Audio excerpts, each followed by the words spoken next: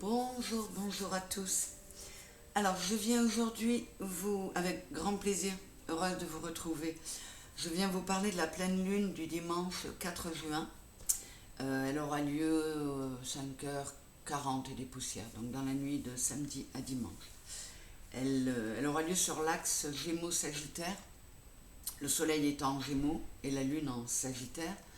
Vous savez que la pleine lune, c'est quand la Terre se trouve entre les deux luminaires, ce qui permet au soleil d'éclairer la lune et qui nous permet à nous de la voir.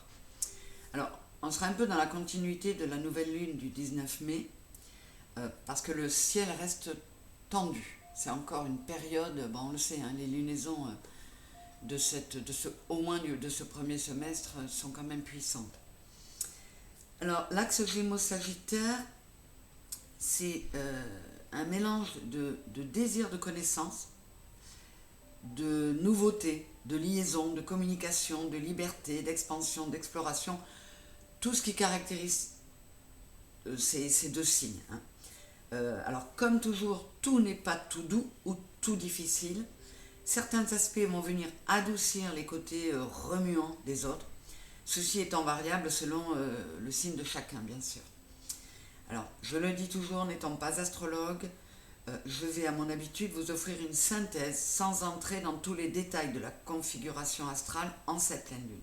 Je vais me contenter d'en citer certains aspects, de vous expliquer ce qui peut être bon pour nous, ce qu'il nous faut éviter, nous venir en aide.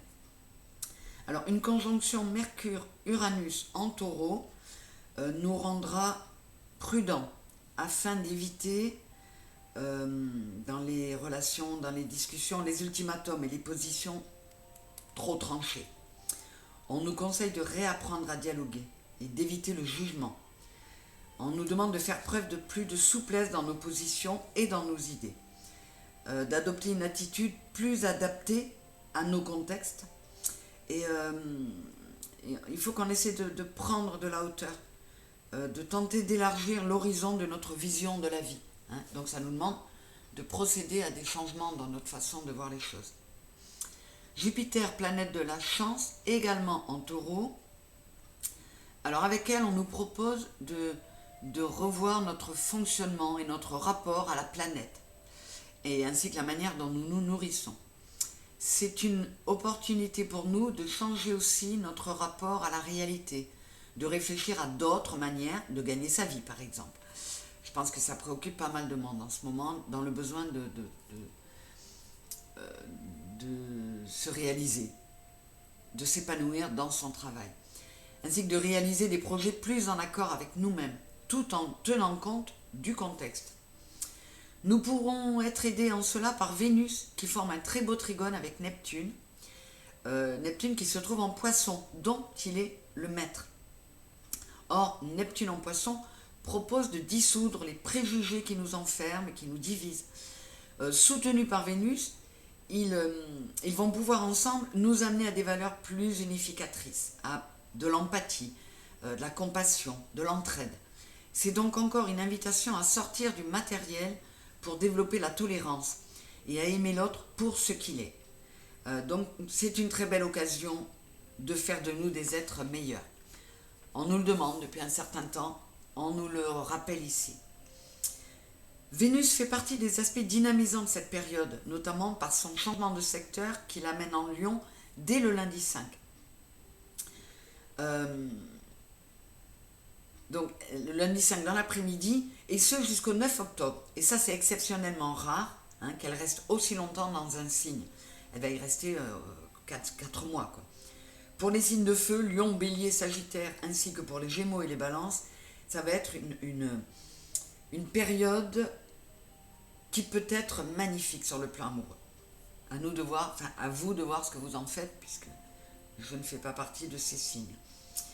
Avec Mars également en Lion, c'est-à-dire le feu, on a une planète de feu dans un signe de feu. Lui nous apportera de l'action, du dynamisme, de l'élan. Nous aurons un effet accélérateur.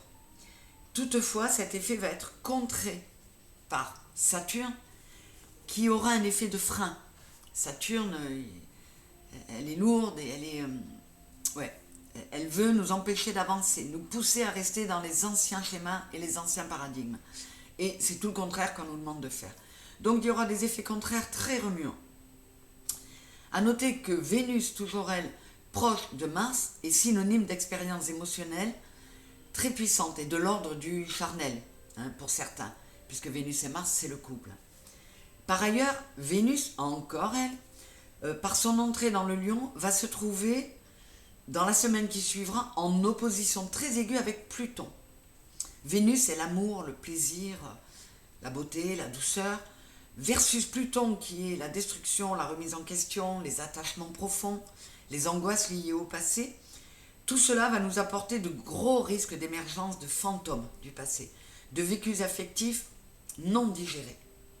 D'où une nécessité de faire un travail pour tourner la page, crever l'abcès, couper ces liens obsolètes et contraignants. Et heureusement, nous serons soutenus pour cela par Pluton, qui est aussi un gros nettoyeur. Donc par son effet nettoyant, il pourrait nous aider à nous débarrasser de ce qui nous freine, de ce qui nous empêche d'avancer, telle une histoire pas ou mal vécue, une histoire sentimentale qui aurait pu être vécue mal ou pas du tout, et qui pourrait avoir été idéalisée au point de nous bloquer.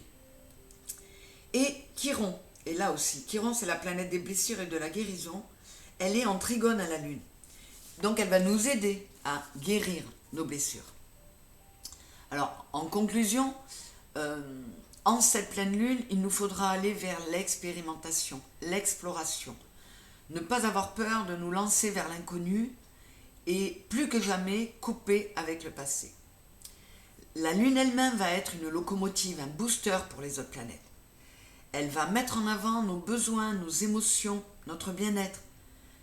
Donc il y aura encore pas mal d'ascenseurs émotionnels.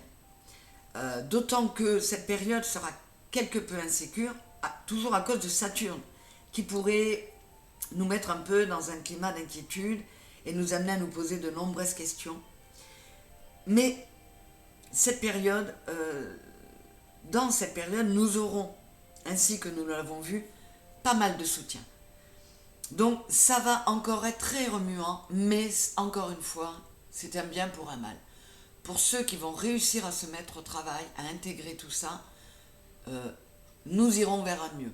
Je dis nous parce que je suis fermement décidée à faire partie de ceux qui vont travailler sur tout ça. Le travail n'est jamais fini et croyez-moi, je sais de quoi je parle. Donc tirons profit au mieux de toutes ces opportunités que nous apportent les astres. Car même ceux qui nous semblent négatifs lorsqu'ils sont mal aspectés, nous apprennent aussi et nous aident à avancer sur notre chemin d'évolution. Donc soyons vaillants, soyons courageux, soyons aimants, soyons justes et sans jugement envers les autres. Et ça devrait le faire. Je sais bien que c'est pas facile, mais je vous encourage, je m'encourage aussi dans ce sens. Alors désolé de ne pas vous avoir mis les tirages pour la nouvelle lune. Je me mets au travail tout de suite, promis, pour vous offrir les 4 tirages par élément à l'occasion de cette pleine lune. Merci pour vos soutiens, pour vos messages, pour vos demandes de consultation. C'est plein d'amour. Je le reçois comme ça, je vous aime fort. Merci beaucoup à tous.